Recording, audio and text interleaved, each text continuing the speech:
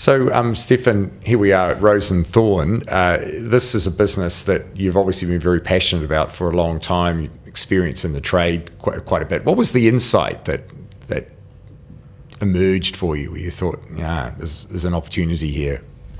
Yeah, look, I mean, when we started this business, it really started from the opportunity that the design and development team and myself, we grew Bendon all around the world from 2002 to 2007, and the design and development team that made that possible got made redundant, amazingly, and they're all kind of world-class lingerie design experts, and they want to live in New Zealand, which is not the easiest thing to solve. So the genesis of the business actually isn't really from anything more than we're a bunch of people that want to do something and need to create some revenue to fund it.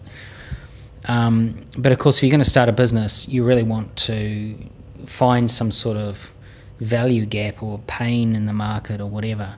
And we looked around for a year, got really close with a number of sort of global opportunities and licensing and so on, but ended up really looking at what we call low service retail, which is like, discount department stores where there's no service, very difficult in the changing room, and we looked at online and so on.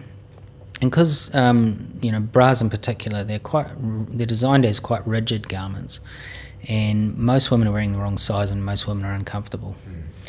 We looked at the difficulty, and you could see in discount department stores the sales are actually lower in units in a discount department store than they are in the mid-market. And that's unusual because mostly the lower end of the market has the most volume, right? And we think it's just because the quality of the product and the overall service experience is so poor. So we've really got to help two users. We've got to help the retailers out to get more value from their lingerie in that discount space and online space. We've also got to help the end user who's uncomfortable because they're wearing crappy product. So, we just really attacked that proposition. And therefore you were looking to create value at both ends of that spectrum. Yeah, that's right. So if you can think about it like there's the consumer at the end, there's the retailer that you've got to make money for. It's a zero growth market, so quite mature market. So it shouldn't actually be possible to start a business in a market like this. And it's only out of necessity that we've had to do it because we're lingerie people, right? The other thing to think about is in apparel, most apparel purchase decisions are really made emotively, right? So what's the emotive space that we can occupy? So that's a third layer to thinking about, with a value gap. And if you look at lingerie market, half the brands in the market are really defining themselves around sexuality, sort of they're seducer brands, right? And the other half are really old-fashioned 60-70-year-old brands, which were sort of your everyday brands, but they're very tired and boring messaging.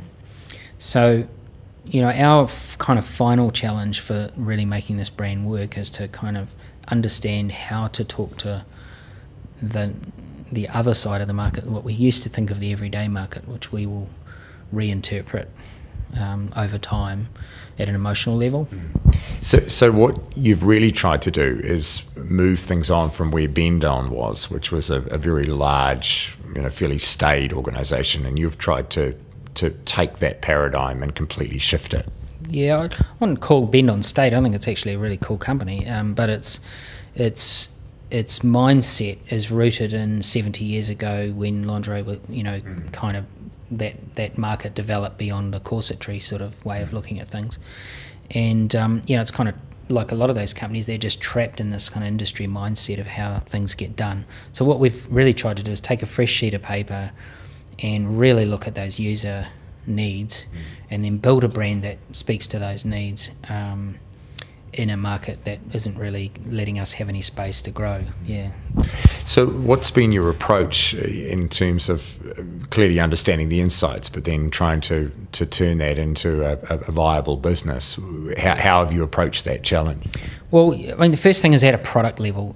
We have to innovate at a product level, and for us that translates into three things. First thing, it's what we call forgiving fit. So we accept that most people that buy lingerie in any channel, but particularly in a discount channel, are going to buy the wrong size, because nobody has the skill really to get the right size and shape onto their body. So we've invented forgiving fit, which is a whole lot of kind of technology or whatever that allows the product to be a lot more forgiving but not lose its function. And then the second thing we've taken is the approach that we only have 5 shapes. So not all women suit all shapes, but we've taken the most iconic shapes in the world and simplified them down to 5. What that means, you never need to try on again. Once you know your shape, you can just buy online or whatever. So what it's doing is it's suiting a low service environment, and then what we can do is target our energy into delivering sort of an experience for people to join our brand, and then they can just buy online or whatever afterwards. And the last thing we've done is probably a bit more advanced than that. We have our staff, our design staff, they work with women fitting all the time, so most of our designers would have fit hundreds of women. And what we're doing when we see that is we see patterns emerge from that, which have taught us that the way the industry designs a product is actually wrong. And so we design in a totally different way, so that, you know, in particular the problem's really significant with larger cups and backs, because of the way the industry grades the sizing. So we've got a whole new design methodology that basically cancels out that problem. Now what it means is we can produce product for the same quality at half the price, and it fits way better, and it's way more comfortable because it's forgiving, right? So that's at a product level. And at the brand level, you know, this is probably where we're at the moment. So when we innovate, we kind of search for insights, define the problem, and then we experiment and iterate. So at a brand level, we're still in the middle of iterating and figuring things out, but we're about to, we've sort of finished the research and strategy piece for our 3rd iteration, and we're about to go to design on that, and that will just evolve the brand to a point where we're talking about a really complex subject but in a really simple way. That's what we're attempting to do in this round. So fair to say you try to get very close to the customer without stretching that analogy too far. Yeah. Well, it's a very intimate business, and you know, being one of the few men involved in it, you know, clearly it's not me that's doing that. So, but you know, the design staff in particular, you know, spend a lot of time in the changing room with customers, and you know, I mean, they're just developing this encyclopedic knowledge of everything for all different shapes. I mean, some of the insights are just simply different sized women even view the world in a different way, and how you would want to talk to them would be different than other sized women, and that's created distinctions in our product range that are coming out next year that, you know, are just amazingly different than the way we would have looked at the world for the last 10 years. And obviously challenging, because I mean, this is a very personal sort of area. It's not the sort of product that is easy to gain insights from a standard way of gaining customer insights, isn't it? So you've had to think through that process differently as well too. Yeah, I mean, we do an empathy project where we could really understand what's going on in the home, and you know, what we ideally would like is that women would sort of empty their lingerie drawer out and tell stories about their lingerie, right? That's just never going to happen, let me tell you. So, you know, I think you have to use inference a lot, and you know, we're sort of stuck a lot with interviewing rather than observing, which is not great. But I think if we're sensitive to it and we're just listening to storytelling, not asking direct questions, I think we do get a lot of insight. And obviously a matter of building trust as well too. Yeah, and I mean, it's a very friendly brand, and we really haven't had too much trouble with that. You know, you can see the way we develop the brand is very conversational. So if you look at our Facebook, for example, there's a lot of feedback from our customers. A lot of advocacy flowing through, that's, you know, unprompted advocacy, and you know, that's just the sort of the conversational atmosphere that we're trying to create around the brand. it comes from the point, we're taking the point of view in terms of brand development that we're more discovering the conversation people want to have rather than telling them the conversation we want them to have. And you're not trying to lead that process? Well, I mean, you always have to lead somewhere. I mean, particularly as we're inventing something that doesn't exist, and there's still a lot of people who don't really get what we're trying to do now.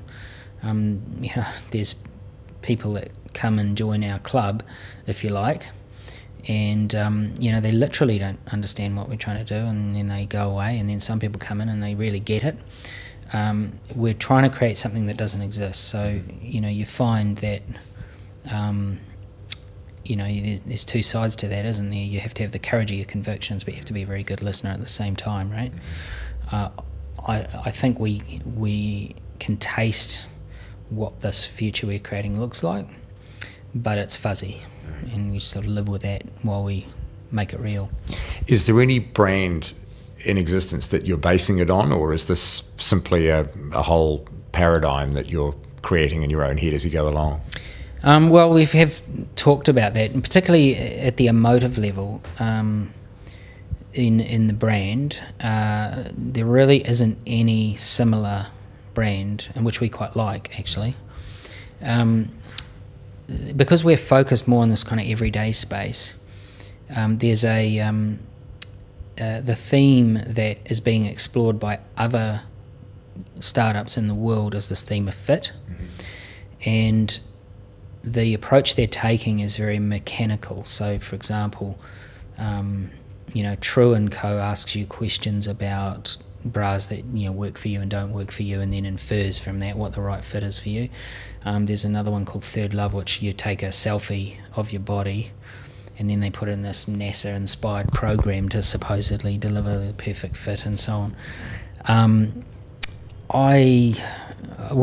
Our point of view is that that's a kind of design by men approach, right? In other words, it's a mechanical problem, and I think our observation would be that half of fit is really an emotional thing. Do you want to feel trussed up? Do you want to feel natural and relaxed? How do you capture all of that in a selfie? It's not going to happen. So our point of view is, let's simplify the product down to its kind of nub. Let's make it as forgiving and accommodating as possible, and then let's put effort into getting you to join the brand. And then once you're in the brand, you can just enjoy the benefits of what we call the kind of holy trinity, which is that it looks great, that it's really comfortable and forgiving on your body, and it's affordable. Customer advocacy must be really powerful for you as well, because your customers become your raving fans, and then that drives sales. Has that become part of the strategy as well? And that's one of our, what we call our 6 obsessions, right? Is generating customer advocacy. So in a perfect world, I'd like to think the brand would never need to advertise, right? That it's just word of mouth. And with the internet, we can sort of see a reasonable amount of the word of mouth, and that's fantastic. And because we're out there with customers and a lot, then we get to sort of have a gut feel of how much awareness is growing in word of mouth terms, and it's pretty good, but it's slow. You got to be patient, What about your distribution channels? How do you get the product into the market? It's really hard to enter this business because you've got to make something like 2,500-3,000 units per style colour to get going, and so we're a low growth market. It's really high volume to get going. So clearly, to get going, we needed to go to a big chain who could kind of at least get our supply chain happening. And we found the warehouse. I mean, what's great about the warehouse? It's New Zealand owned, and people actually, they actually care about New Zealand, supporting New Zealand entrepreneurship. So we're really grateful to them for that, and they've given us a really good channel to market, and I think we've helped them improve their delivery in the lingerie area, and even help them and encourage them to bring in better buyers who really understand the category and so on. So that's all been, I think, a good and unfolding story for them. But department stores in reality isn't a very smart strategic channel for us, because we're head to head against all the other bigger brands and more resources than us, and also we're just another brand in So we're starting to develop a new channel to market through women's apparel stores. And what's great about that is because our brand's really simple, and we'll get a lot simpler when we understand how to tell a story about it, is that we can solve a problem for those stores in that their sales are going down because of the internet. They've got fixed costs, so we can provide them an add-on product, which we can coordinate with their product. And the other thing is that there are a number of groups of women who are not well served by department stores, because department stores kind of average everybody out, whereas an apparel store is always a niche, right? It's appealing to a narrow set of customers, like a narrow set of sizes and a narrow set of kind of social attitudes. So what we can do is tailor ranges that work for each one of those stores as add-ons, and so we're doing that in New Zealand and Australia in the early days kind of thing. And then lastly, there's the opportunity of retailing direct ourselves, and that's a very, very high fixed cost and reasonably high risk approach, but if we're patient over time, I think we can use the brand build to help make that a reality. And ultimately, in 10 years' time, I see Rose Thorne as being an amazing retail brand, but it will exist in a different way than retail currently. Almost a virtual brand. Well, obviously it's online, right, which is clearly a very important part of our approach. But, I don't see a future of lingerie stores the way you would see them today. I think what they are is places for people to come and deeply immerse themselves in the idea of the brand and really get the brand. They come here to join the club, and once they're in the club, they can buy online, or they could buy it in their apparel store, or they could buy anywhere. Really, it doesn't matter. I mean, it's the channel. You ought to be agnostic to channel right now, but the brand should deliver based on the constraints of that particular channel. Now, you won the Entrepreneurs Challenge at the University of Auckland this year, and obviously that's a recognition, really, of what you have put in. What's that meant for you and for the business? Well, part of what it's meant for us is the ability to get a commercial loan on reasonable sort of terms, which is sort of semi-equity in a way. But what it's meant is it allows us to be 100% staff-owned for longer. And that is amazing, right? Because what we're trying to create here, it takes money to do what we're doing, and part of one of the other objectives we've got is to try and, create an opportunity for living for a team of really talented people who want to work on their own terms. I think when they were working for Bendon, it was great when the owner was aligned with what they want to do, but I think they experienced a situation where the owner was aligned to very short-term, very transactional sort of goals, and what that means is they're not able to make the best products that they would like to make. They can't be responsive to customers in the way they would like to be, and so this team wants to buy itself the breathing space to be able to do what's right. And to do that, they'd like to control the ownership of the business as long as they can. So all of your staff have equity in the business? Nearly all, yeah. The ones that were right at the beginning, at the founding of the business, do, and then we'll be shortly putting in a stock plan for everyone else. And what's your big plan? What's the goal that you'd love to see in 5 years' time? You mentioned about obviously more emphasis online, but what else of some of those key metrics that you set yourself? Look, I think that absolutely we see an opportunity in the US, and we see the opportunity as if you think about it, Victoria's Secret was only founded in 1980, or just before 1980. It's now a $6 billion company, right? It's almost entirely defined around seduction and sexuality. The question I've got is, where do the customers go afterwards? Okay, because most women grow up, and where do they have to go? They have to go to the boring ass department store to buy mostly boring ass product or overpriced product. And so we see an opportunity to kind of define ourselves into that space over time. And this is around femininity, basically, really, isn't it? Well, you know, I just think there's a different brand of femininity when you grow up, and we're still exploring just exactly what is that, you know, because it has to be very, very compelling. And we're just sort of trying to put our finger on it right now at a creative level. And I think once we do, it will open up a space for people to relate to our brand in a way that's really positive. What's the gender balance within the company? Oh, there's only 2 guys in it. And, you know, every now and then we try and get guys involved in it because we like diversity, right? But every time we try it, I'm more convinced that it's a female brand, and it's really, really hard to find guys that have enough empathy with the category to be effective.